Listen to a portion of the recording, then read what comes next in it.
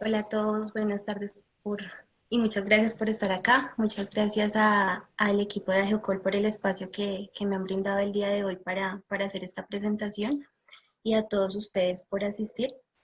Como les comentaba Andrea, mi nombre es Jamie Rodríguez, yo soy química y pertenezco al grupo de exploración de recursos geotérmicos del Servicio Geológico Colombiano. Y el día de hoy les voy a hablar sobre la investigación de radón en áreas geotérmicas y como ejemplo voy a traer dos estudios de caso, uno de Indonesia y uno de México. Entonces, sin más, empecemos.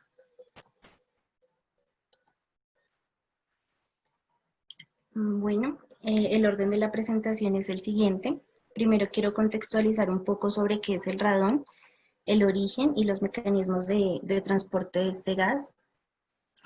También cómo la determinación de este elemento es útil en la investigación geotérmica y posteriormente les presentaré las técnicas de medición del radón disuelto en agua y la que empleamos en el grupo de trabajo del Servicio Geológico para obtener resultados de radón disueltos en agua. Luego, para ejemplificar la utilidad del radón como portal de investigación geotérmica, les mostraré un ejemplo en Indonesia y otro ejemplo de México. Entonces, empezando por la introducción, iniciaré contextualizando un poco sobre el radón. El radón pertenece al grupo de los gases nobles. Es un elemento radiactivo, inodoro, incoloro e insípido. Y es químicamente inerte. El radón se origina naturalmente a través de las series de decaimiento del uranio 238, poner el puntero, del torio 232 y del uranio 235. Los cuales son elementos que están presentes en las rocas, en el suelo y en el agua. Y en su cadena de desintegración generan como productos isótopos de radón. Entonces, en la cadena de desintegración del uranio 238 se genera el radón 222, que tiene un tiempo de vida media de 3.82 días. En la cadena de desintegración del torio se genera el radón 220, que también se conoce como torón y tiene un tiempo de desintegración, un tiempo de vida media, perdón, de 55.6 segundos. Y el radón 219, que se genera en la cadena del uranio 235, también se conoce como actinón y tiene un tiempo de vida media de 3.6 segundos.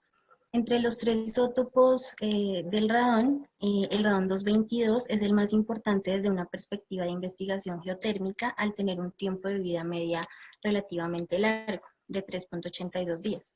Por este motivo, comúnmente se denomina radón al isótopo del radón 222. Antes de continuar, es importante mencionar que en la radiactividad natural existen diferentes tipos de desintegraciones radiactivas. Estas son las partículas alfa, las partículas beta y los rayos gamma. En esta presentación me voy a referir a las partículas alfa, que son el tipo de desintegración por la cual se forma el radón y se dan sus productos de desintegración. Bueno, el progenitor inmediato del radón es el radio 226. Cuando este átomo se desintegra, acá en la imagen lo podemos observar con un punto negro y el radón con un punto blanco. Entonces, cuando él se desintegra, los átomos resultantes de radón primero escapan del suelo o la roca y ahí sí ingresan al espacio poroso. Ese espacio poroso puede estar ocupado por gas o puede estar ocupado por sustancias acuosas. Entonces, si en estos poros están ocupados por agua, el radón se disuelve en ella y será transportado por este fluido a significativas distancias. Cuando la temperatura y la presión incrementan lo suficiente, parte de ese fluido acuoso va a viajar a través de fallas hasta la superficie. Y en la superficie se van a manifestar como, por ejemplo, manantiales termales. Durante el recorrido que van a hacer estos fluidos, van a tener contacto con rocas ígneas, por ejemplo, como el granito o el basalto, que son rocas que tienen un gran contenido radiactivo, y por esta razón se considera que los manantiales tienen unas altas concentraciones de actividad de radón. En cuanto al movimiento del radón en el subsuelo, lo primero que sucede es la emanación, como lo vimos en la figura de ahorita.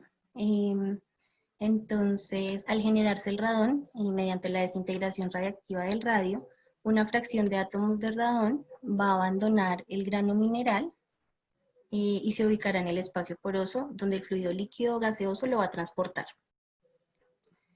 Esta fracción que escapa del grano mineral se llama coeficiente de emanación de radón. Posteriormente, entonces sucede el transporte o la migración de radón, y este sucede por dos mecanismos diferentes. Uno que se da por gradientes de concentración, que se conoce como difusión, y otro que se da por gradientes de presión, también conocido como un mecanismo de arrastre, que se da por movimientos advectivos o convectivos. Y finalmente, después de que se genera y se transporta el radón, él exhala desde los espacios porosos del suelo o del agua a la atmósfera. En cuanto a la aplicación que tiene el radón en la investigación geotérmica, primero es importante mencionar que como fuentes de radón se tienen los depósitos ricos en elementos radiactivos, las rocas intrusivas, los sistemas geotérmicos, tanto hidrotermales como magmáticos, y las anomalías producidas a lo largo de fallas extensivas y sismos. Entonces, de acuerdo con lo anterior, las razones por las cuales el empleo de esta técnica en la investigación geotérmica es importante es porque tiene potencial como indicador en el estudio de reservorios geotérmicos, permite evaluar la permeabilidad de las zonas de estudio, es una técnica usada para detectar fallas, también sirve para identificar trayectorias del ascenso del fluido profundo, y también en termalismo es un criterio de clasificación para las aguas que se emplean en terapia médica. Y listo, entonces ya pasando a las técnicas de medición de radón, existen varias técnicas para realizar una medición de radón disuelto en agua. Se cuenta con la espectrometría alfa, se tiene también las celdas de Lucas, las cámaras de ionización, el conteo de centello de líquidos y la espectrometría de rayos gamma. En el servicio geológico nosotros utilizamos la espectrometría alfa. Es una técnica que determina las actividades de los isótopos radiactivos en función de las partículas alfa que se emiten en el proceso de desintegración. Dentro de la investigación geotérmica que adelanta el grupo, se cuenta con un equipo de detección de radón que se llama RAD7 y es distribuido por la compañía Durich. Este equipo es un medidor portátil, es un medidor muy robusto y sensible y tiene la funcionalidad de hacer mediciones de radón tanto en aire del suelo como radón disuelto en agua. Además, tiene la capacidad de detectar la desintegración de partículas alfa sin la interferencia de otro tipo de radiación. Bueno, ¿y cómo es el funcionamiento? El RAD7 emplea un campo eléctrico con un detector alfa de silicio que está en estado sólido. De esta manera, la actividad de radón se determina mediante la recolección y medición de las hijas del radón que están cargadas positivamente. Estas son de polonio 214 y de polonio 218, que luego se van a cuantificar como una medida de concentración de radón. En esta presentación me enfoco en la medición de radón disuelto en agua de manantiales, ya que es una medición en la que actualmente nos encontramos proyectados en el grupo y que nos va a permitir que se integre a las demás técnicas que se pueden usar para la caracterización y de esta manera ampliar el conocimiento en las áreas de interés geotérmico. Entonces, para la determinación de radón, en agua de manantiales, el RAD7 se puede acoplar a un accesorio que se conoce como RAD-H2O, que es el que podemos observar acá en la figura. Este equipo tiene la capacidad para detectar radón en un rango de concentración de 0.4 hasta más de 14.800 becquerelio litro. Un becquerelio significa una desintegración de un núcleo radiactivo por segundo. El tiempo de medición de este equipo es de 1 hora. La medición se puede realizar in situ y el equipo utiliza protocolos que están preestablecidos y que brindan una lectura directa de la concentración en la misma muestra de agua. Tiene dos protocolos, uno es el WAT 40 y el otro es el WAT 250, que se diferencian por el volumen de muestra que se puede analizar. En el WAT 40 pues se analizan 40 mililitros y en el WAT 250 250 mililitros. En este esquema es el que se obtiene al ensamblar el equipo. Como se observa, este esquema genera un circuito cerrado donde el volumen de aire y el volumen de agua son constantes. La configuración del equipo consta de 3 componentes esenciales. Uno de ellos es el vial, que podemos observar acá, que va a contener la muestra, la tapa que tiene el vial para que no vaya a escapar el radón. Por esta tubería ingresa aire y entonces va a haber un momento donde ese aire va a permitir que el radón deje de estar disuelto en agua y se escape en forma de gas.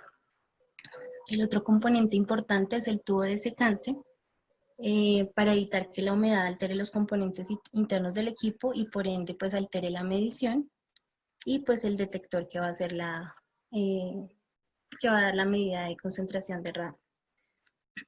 Acá el aire recircula a través de la muestra, como les comentaba, y va a extraer continuamente radón hasta que se establece un estado de equilibrio. En este equipo el estado de equilibrio se establece más o menos en aproximadamente 5 minutos y tiene una eficiencia de extracción muy alta, típicamente 99% para una muestra de 40 mililitros y 94% para una muestra de 250 mililitros. Y bueno, dado que en el servicio geológico no hemos realizado mediciones de radón disuelto en agua, estamos iniciando con la implementación del método. Entonces, por esta razón he traído dos ejemplos como estudios de caso. Uno de ellos es el caso de Indonesia, es una investigación titulada Mecanismos característicos y de mezclas del fluido geotérmico en el volcán Tampomas, en el norte de Java, usando hidrogeoquímica, análisis de isótopos estables y de radón. Esta investigación se publicó en el 2018 y fue realizada por Irwan y colaboradores. Por su parte, el estudio de México se publicó en el 2017 por Villalobos y colaboradores y se titula Hidroquímica y concentraciones de radón 222 en manantiales de la zona árida del Granero en Chihuahua, México. Entonces, iniciando con el estudio de caso de Indonesia, el volcán Tampomas es un volcán cuaternario que se ubica en la isla de Java. Está controlado por una tendencia de falla regional oeste-noreste, este-sureste, y esta estructura regional es la que actúa como un conducto para que los fluidos hidrotermales puedan ascender a la superficie y al final se mezclen con aguas subterráneas. Este estudio es un estudio muy completo. La investigación incluyó la geoquímica de agua, la geoquímica de gases, análisis isotópicos de deuterio, oxígeno 18 y carbono 13, radón en aire del suelo y radón disuelto en agua. Sin embargo, teniendo en cuenta el enfoque de esta presentación, les contaré en resumen la aplicación que tuvo el radón y básicamente sirvió para caracterizar los fluidos superficiales, también para encontrar y analizar las estructuras permeables del subsuelo que actúan como conductos para que los fluidos hidrotermales asciendan. Entonces, brevemente la metodología consistió en la recolección y análisis de las muestras de manantiales termales, de manantiales fríos y de pozos excavados. Se determinaron parámetros in situ como pH, temperatura y sólidos disueltos totales, y también se hicieron determinaciones en laboratorio de aniones, cationes y algunos elementos traza. En cuanto a la medición del radón, en este estudio utilizaron el detector RAD7. El estudio se hizo en 6 manantiales termales, en 6 manantiales fríos y en un agua de río, y se analizaron con el protocolo de Watt 250 para muestras de 250 mililitros. En cuanto a los resultados, los valores de pH medidos in situ para manantiales fríos y manantiales termales arrojaron que los valores están cercanos a la neutralidad, y en cuanto a los manantiales termales están con un ligero carácter ácido. En esta área el estudio de la temperatura arrojó que para manantiales fríos están entre 24 y 29 grados Celsius y para manantiales termales entre 34 y 51 grados Celsius. Y los sólidos disueltos totales estuvieron en el rango de 173 y 416 para manantiales fríos, miligramos por litro, y 751 y 2220 miligramos litro para los manantiales termales. Los aniones y los cationes principales se graficaron en un diagrama de Piper. Los resultados de los manantiales fríos se caracterizaron por elementos ricos en bicarbonato, como lo podemos ver acá, en cuanto a los aniones. Y en cuanto a los cationes, se observó un predominio del calcio y el magnesio. Estas características pertenecen principalmente a aguas subterráneas y aguas de origen meteórico. Sin embargo, los manantiales termales muestran un patrón un tanto diferente en comparación con los manantiales fríos. Por ejemplo, el termal caliente 6 y 7, que los podemos ver como de color piel y negro con el círculo totalmente lleno, tienen una menor cantidad de sodio y potasio y de cloruros, lo que indica la característica de un flujo de salida del sistema que experimenta un proceso de dilución con aguas subterráneas que están poco profundas. Por su parte, en el diagrama de aniones de cloruro, sulfato y bicarbonato, se muestra que el manantial CS7, que es un manantial frío, pertenece al agua clorada, mientras que los manantiales termales están en esta zona de aguas tipo cloruradas bicarbonatadas, como aguas periféricas, y los demás manantiales fríos son aguas de tipo bicarbonatado. Debido a que en esta área de estudio el agua subterránea es poco profunda y hay manantiales termales en muchos lugares y manantiales fríos, se realizó pues un análisis de radón disuelto, porque esta determinación ayuda a fortalecer la interpretación de que si hay presencia de radón, esta presencia de radón estaría relacionada con el ascenso de fluidos profundos a lo largo de las fallas. Entonces la medición se hizo en manantiales termales, en manantiales fríos y en una muestra de agua de río, donde se presentó la concentración más baja de radón, obteniéndose un valor de 0.49 becquerelios por litro. Mientras que podemos encontrar que el radón disuelto en los manantiales fríos tiene una concentración más alta, en un rango de 2.88 a 10.34. Y en los manantiales termales tiene un rango que va desde 1.02 hasta 6.35. Las anomalías de concentración mayor de radón se observan para los manantiales fríos identificados como RW22 y RW25, y ambos manantiales se ubican en la parte noroeste del volcán Tampomás y pueden estar relacionados con el flujo de agua subterránea a lo largo de las fallas denominadas en el mapa como F3 y F8. Sin embargo, no esperaría que las concentraciones de radón estuvieran más altas en esta zona, porque está pues el anillo del cráter. Sin embargo, en esta zona los manantiales tienen una temperatura mucho mayor que promueve la desgasificación de radón a la atmósfera. Bueno, y el segundo caso, que es el estudio del caso de México, en este caso el estudio se realiza en el embalse El Granero, ubicado en Chihuahua, México, un lugar que se destaca por ser una zona árida con manifestaciones superficiales como los manantiales. El objetivo de este estudio era la caracterización físico-química y el análisis de la concentración de radón en las muestras de manantiales de la zona. Para ello se seleccionaron 6 manantiales, se realizaron la medición de parámetros físico-químicos como temperatura, sólidos disueltos, pH, fluoruros, dureza, sulfatos y algunos cationes.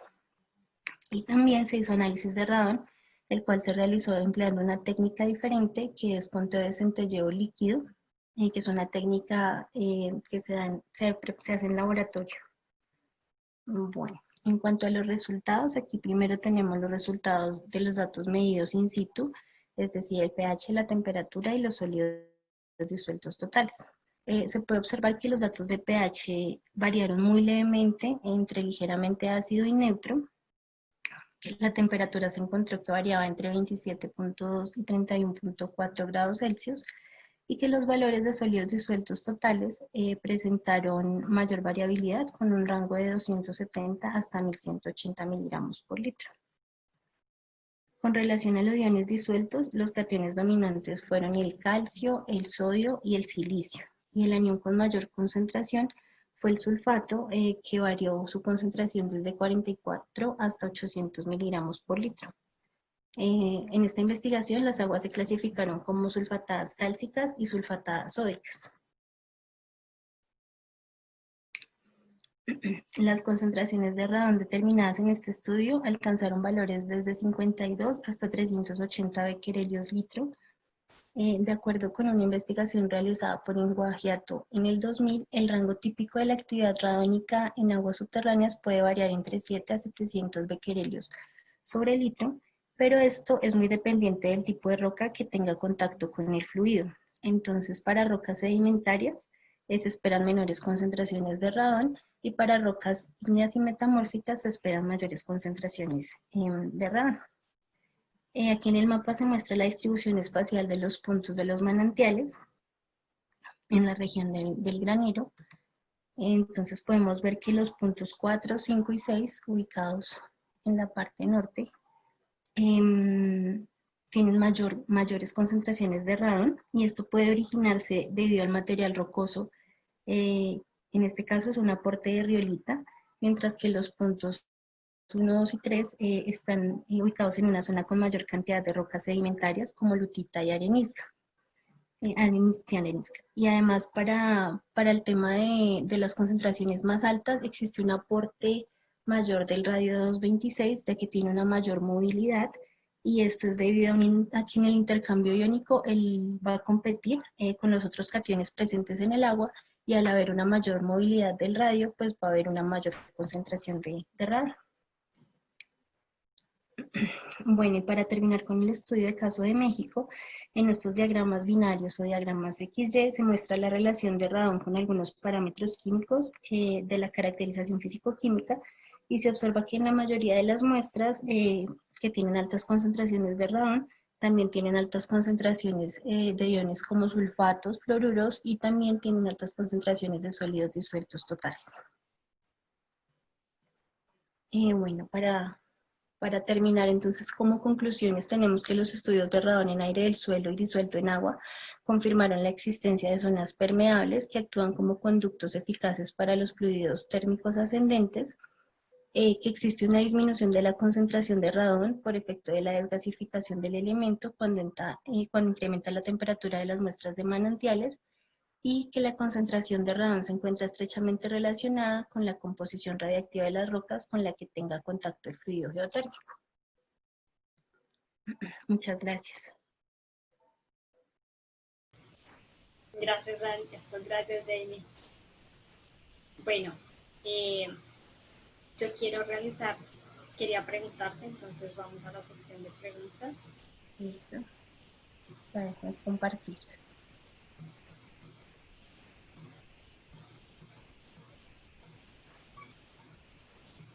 Quería preguntarte primero por qué es importante para la salud de las personas determinar el contenido de radón.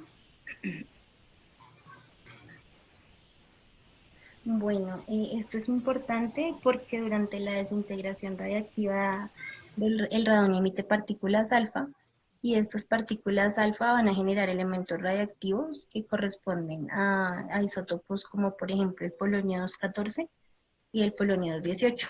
Entonces, si uno inhala estos isótopos, pueden depositarse en el tracto respiratorio y esto incrementa la incidencia a tener cáncer de pulmón, por ejemplo. Y si son ingeridos, se hablaría de cáncer de estómago.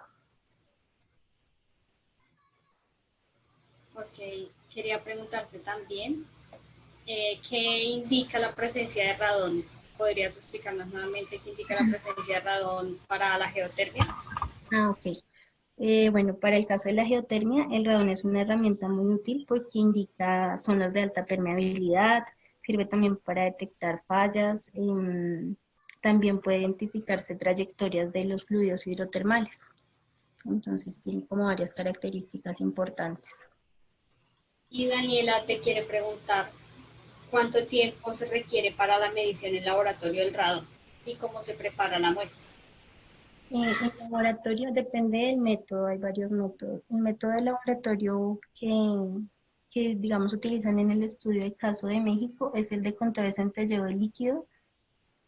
El tratamiento de la muestra es un poco demorado porque se debe preparar un cóctel de centelleo, la muestra debe someterse como a una especie de proceso de extracción con un solvente orgánico. Exactamente cuánto tiempo se va a demorar la medición, no sé. Imagino que depende mucho del espectrofotómetro que se esté utilizando y del proceso que se utilice para la preparación del cóctel de centelleo. Entonces, bueno, no habiendo más preguntas, quiero darte las gracias, Jamie, y a todos los participantes. Sí, gracias. Te dijo gracias, Daniela. También quiero invitarlos a todos para que continúen asistiendo a nuestros 2 últimos webinars. A todos los estudiantes que estén acá o profesionales que les interese este tema pueden formar parte también del grupo de investigación que tiene a Geocol. En este grupo de investigación les colaboramos en sus trabajos de grado, si es el caso de estudiantes de maestría o de pregrado, para elaborarlos. Y recibimos todos los apoyos que nos quieran mostrar, todo como nos quieran instruir desde el grupo de investigación. Entonces, quiero darles las gracias a todos por asistir. Muchísimas gracias, Andrea, y muchas gracias a todos también por su asistencia.